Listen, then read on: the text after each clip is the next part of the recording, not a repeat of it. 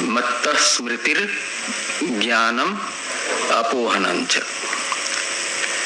कहते प्राणी मात्र को जो स्मृति होती है, ज्ञान होता है, स्मरणात्मक ज्ञान होता है, और ज्ञान शब्द से अनुभव ले लो,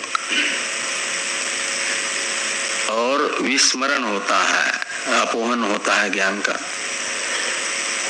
ये किससे हो रहा है? ये मत्तः, इसमें मत शब्द से किसको लेंगे? भगवान को। भगवान कृष्ण स्वयं अपने लिए मत शब्द का प्रयोग कर रहे हैं ना। तो मत्तः यानी मेरे से ही प्राणी मात्र को स्मृति होती है, मेरे से ही प्राणी मात्र को अनुभव होता है, और मेरे से ही प्राणी मात्र के ज्ञान का विस्मरण भी होता है, अपोहन भी होता है। तो इस प्रकार ये जिज्ञासु जानता है, गीता भी पढ़ा हुआ है ये, मत्तः स्मृतिर ज्ञानम अपोहनंच। तो परमात्मा ही सबके हृदय में बैठ करके स्फुरना करते हैं। तो आचार्य की रक्षा होगी कि आचार्य के बुद्धि में जिस ग्रंथ का वे स्वाध्याय करा रहे हैं उस ग्रंथ का तात्पर्य जिस अर्थ में है उसी अर्थ विषयक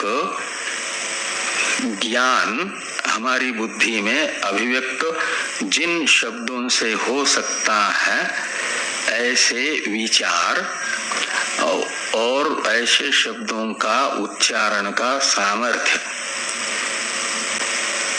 अंतःकरण तथा वाणी में आचार्य के भगवान प्रदान करते हैं। यदि तो माना जाता है आचार्य के आचार्यत्व की रक्षा हो रही है। तो इसके लिए वो प्रार्थना है। और जिज्ञासु आचार्य के द्वारा जो स्वाध्याय का विषय रूप ग्रंथ है उसके तात्पर्य को समझाने के लिए प्रयुक्त वाक्य है, उन वाक्यों का अर्थ अच्छी तरह से समझ सके, ग्रहण कर सके, ऐसी बुद्धिगत शक्ति, आज एक तो श्रवणगत शक्ति भी, श्रवण इंद्रिय में भी शक्ति सुनने की, और सुन करके उन वाक्यों का अर्थ प्रकट अंतःकरण में हो, इसके लिए अंतःकरण की योग्यता अपने जिज्ञासु के, इसके लिए प्रार्थना। तो माना जाता है जिज्ञासु को आचार्य के द्वारा उपदिष्ट अर्थ समझ में आ रहा है, कोई प्रतिबंधक यदि है तो उसको भगवान हटा दे, नहीं समझ में आ रहा है तो, और बुद्धि को योग्य बना दे, ज्ञानार्ह बना दे। तो माना जाता है जिज्ञासु के जिज्ञासुपना की भी रक्षा हो गई। तो इस प्रकार ये प्रथम वाक्य के द्वारा स परमात्मा नौ सह अवतु, इस वाक्य से प्रार्थना की गई है। और द्वितीय वाक्य है कि सह, ये नौ सह भुनक्तु, भुनक्तु के कर्ता के रूप में भी परमात्मा का ही अध्ययन कर लेना, परमात्मा पद का, कि स परमात्मा नौ सह भुनक्तु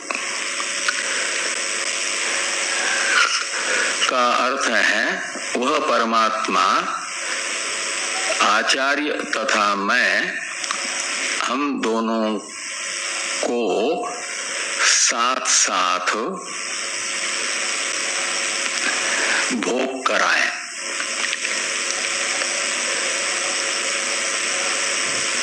तो इसका भोग कराए का अर्थ क्या निकलेगा कि ज्ञान का जो फल है वह साथ साथ प्रदान करें।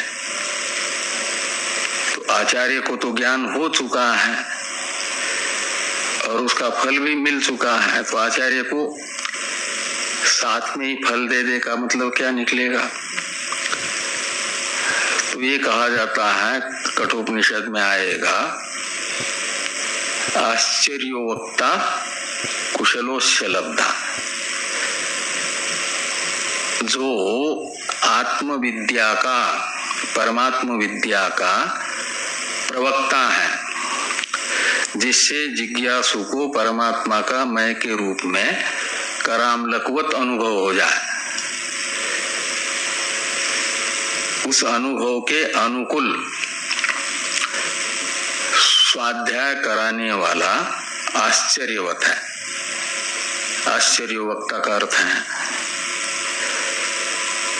आत्मा का सामने वाले को ज्ञान ठीक ठीक हो सके ऐसा समझाने वाला आश्चर्यवत है का मतलब दुर्लभ है।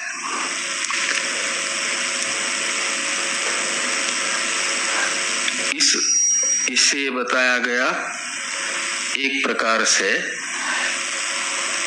आचार्य की दुर्लभता, और जो ऐसा आचार्य होगा उसका नाम होता आचार्य पिप्पलाद जी, जैसे प्रश्न उपनिषद में आएगा कि उस समय आचार्य पिप्पलाद जी की पृथ्वी पर इतनी कीर्ति थी कि बड़े बड़े गुरुकुल चलाने वाले ऋषि लोग उनके पास ब्रह्म विद्या प्राप्त करने के लिए जाते थे। ये जो प्रसिद्धि है ये उनके एक प्रकार से आचार्य पना की कीर्ति है, प्रतिष्ठा है, ये उसका फल है। उनकी कीर्ति थी एक अच्छे ब्रह्म विद्या के उपदेशक आचार्य के रूप में, इसलिए उन्हीं के पास लोग जाते थे काफी।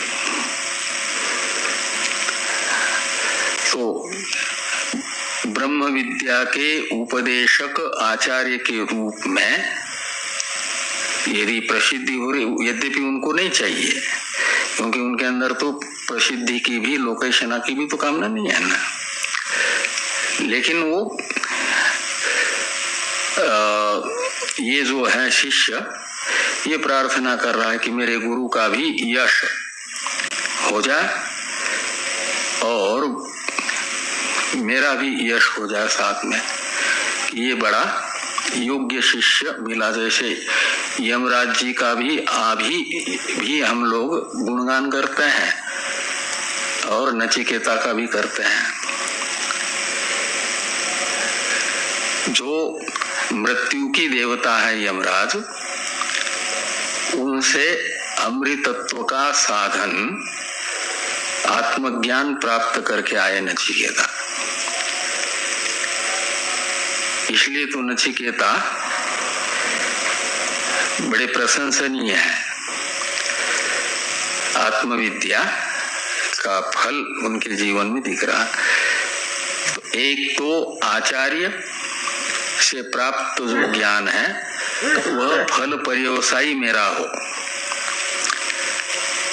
और आचार्य की और मेरी साथ साथ कीर्ति हो जाए, यश हो जाए। यदि ब्रह्म विद्या का यश मिलना है तो केवल मेरे को ही मिले ऐसा नहीं, आचार्य को भी मिले। ये एक प्रकार से सपरमात्मा नौ, यानी हम दोनों को, आचार्य तथा शिष्य को साथ साथ भोग प्रदान करे, यानी यश प्रदान करे उसका।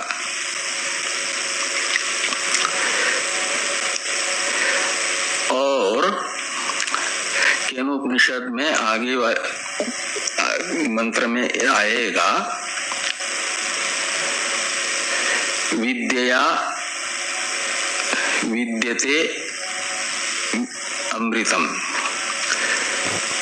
वीर्यम, ऐसा विद्या विन्दते वीर्यम। तो जो विद्या होती है ना, वह वीर्य उपलब्ध कराती है। वीर्य कहा जाता है सामर्थ्य को। नहीं तो हमने वेदांत का स्वाध्याय किया और शब्दार्थ जान लिया और अभिमान कर रहे हैं कि हम ब्रह्मज्ञानी हैं, लेकिन थोड़ा भी कष्ट आ जाए, प्रतिकूल परिस्थिति आ जाए तो शोकाकुल हो जाते हैं। लेकिन ब्रह्मज्ञानी का तो लक्षण है तरति शोकम आत्मविद। शोकाकुल करने वाली परिस्थिति भी ब्रह्मज्ञानी के सामने आ जाए तो ब्रह्मज्ञानी को शोक नहीं होता है। ये ब्रह्मज्ञान का लक्षण है ब्रह्मज्ञानी का। और नारद जी स्वीकार करते हैं, यद्यपि सगुण साकार परमात्मा का उन्हें साक्षात्कार है। पूरे संसार में किसी भी लोक में अपने संकल्प मात्र से ही आना जाना कर सकते हैं, कहीं पर भी कहीं प्रतिबंध नहीं है उनको। तो भी वे कहते हैं कि मुझे आत्मज्ञान नहीं है। कैसे समझते हो कि आत्मज्ञान नहीं है, जब भगवान से बातचीत भी करते हो, सब कुछ होता है। चाहे शिव जी से करना चाहो, विष्णु से करना चाहो, ब्रह्मा जी से करना चाहो, इंद्र आदि देवताओं के यहाँ भी उनका सम्मान है, और तब भी आप कहते हो कि मुझे आत्मज्ञान नहीं है। कहते क्योंकि आत्मज्ञानी का जो लक्षण है वो मुझ में नहीं घटता है। मैंने आप जैसे महापुरुषों से सुना है कि तरति शोकम आत्मवित, ये सनत कुमार जी को नारद जी कहते हैं कि आत्मज्ञानी को शोक नहीं होता है। और सोहम भगवो सोचामी, लेकिन हे भगवान मुझे तो शोक होता है। मैं शोकाकुल करने वाली परिस्थिति मेरे सामने आती है तो मैं शोक से व्याकुल हो जाता हूं। इसका अर्थ है कि मुझे शोकातीत करने वाला आत्मज्ञान नहीं है, वह आत्मज्ञान कराई है। उस आत्मज्ञान को प्राप्त करने के लिए सनत कुमार जी के पास नारद जी गए। तो ये तरति शोकम आत्मवित, ये श्रुति ये बताती है ना। तो इसके लिए कहा जो ब्रह्म ज्ञान है वो कैसा होना चाहिए, समर्थ होना चाहिए। किसके लिए? तो मान लो एक बार ब्रह्म ज्ञान हुआ लेकिन उससे अविद्या बाधित नहीं हुई, तो ब्रह्म ज्ञान का तो फल क्या है? समूल अध्यास की निवृत्ति कहो या बाध कहो, ये तो ब्रह्म ज्ञान का फल है। और ब्रह्म अध्यास हो गया, क्या नाम, ब्रह्म ज्ञान हो गया लेकिन अध्यास की निवृत्ति नहीं हुई, तो ऐसे ब्रह्म ज्ञान को कहा जाएगा वीर्य रहित, सामर्थ्य रहित ब्रह्म ज्ञान।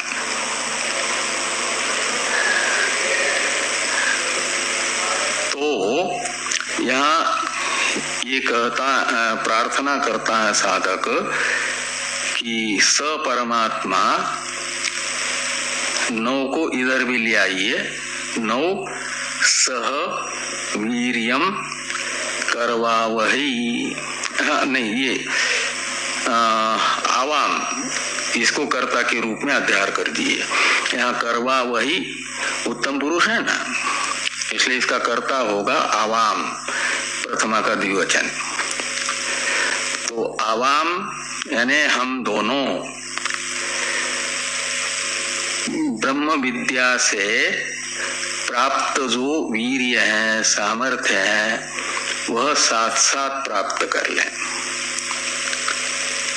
हम सामर्थ्यशाली बने, दोनों भी। और 9 अधीतम तेजस्वी अस्तु। तो अस्तु ये प्रथम पुरुष है, इसका कर्ता है अधीतम पद का अर्थ। अधीतम पद का अर्थ है अध्ययन, अध्ययन। और 9 का अर्थ है आवयो, षष्ठी के द्विवचन के स्थान पर 9 आदेश हुआ है, इसलिए 9 यानी आवयो हो, अधीतम यानी अध्ययनम। हम दोनों का जो अध्ययन है वह तेजस्वी अस्तु, तेज संपन्न हो। तेजस्वी किसको कहते हैं? तेज संपन्न को। अधीतम का विशेषण है तेजस्वी। तो 9 यानी आवयो हो, अधीतम यानी अध्ययनम, तेजस्वी अस्तु, तेजस्वी बने,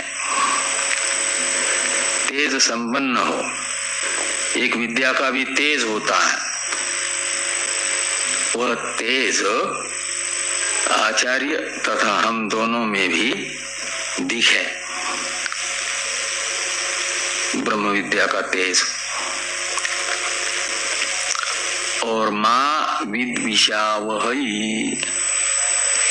और कभी हम आपस में एक दूसरे के प्रति द्वेष की भावना न रखें। आवाम मां विद्विषा वही, ऐसा लगाना। तो आवाम यानी हम दोनों, आचार्य तथा मैं, इन दोनों में साथ साथ रहते समय स्वभाव वैपरीत्य हो सकता है, और विपरीत स्वभाव के कारण हो सकता है कि कभी मुझे आचार्य की कुछ बात अच्छी न लगे, मेरा आचरण आचार्य को अच्छा न लगे, लेकिन उसके कारण हम आपस में एक दूसरे का द्वेष रखें, करें, द्वेष की भावना रखे चित्त में, ऐसा न हो। मां ये यहाँ पर निषेध अर्थ में है। तो आवाम मां विद्विषावहै का अर्थ है हम दोनों आपस में एक दूसरे के प्रति द्वेष की भावना से रहित रहे, द्वेष की भावना न रखे एक दूसरे के प्रति। त्रिविध ताप होता है, आध्यात्मिक, अधिभौतिक, अधिदैविक। उन त्रिविध ताप की निवृत्ति के लिए 3 बार शांति शांति शांति ऐसा उच्चारण है। तो इस प्रकार ये जो प्रथम मंत्र है इसका अर्थ संपन्न होता है। ये द्वितीय मंत्र की चर्चा संभव हुई तो कल करेंगे। पूर्णमिदं पूर्णात् पूर्णमुदच्यते पूर्णस्य पूर्णमादाय पूर्णमेवावशिष्यते। ओम शांति शांति शांति। ओम आप्यायन्तु ममांगानि वाक्प्राणश्चक्षुः श्रोत्रमथो बलमिन्द्रियाणि च सर्वाणि सर्वं ब्रह्मोपनिषदं माहं ब्रह्म निराकुर्याम् मा ब्रह्म निराकरोद निराकरणमस्तु अनिराकरणं मे अस्तु तदात्मनि निरते य उपनिष्यत्सु धर्मा ते मयि सन्तु ओम शांति शांति शांति शंकर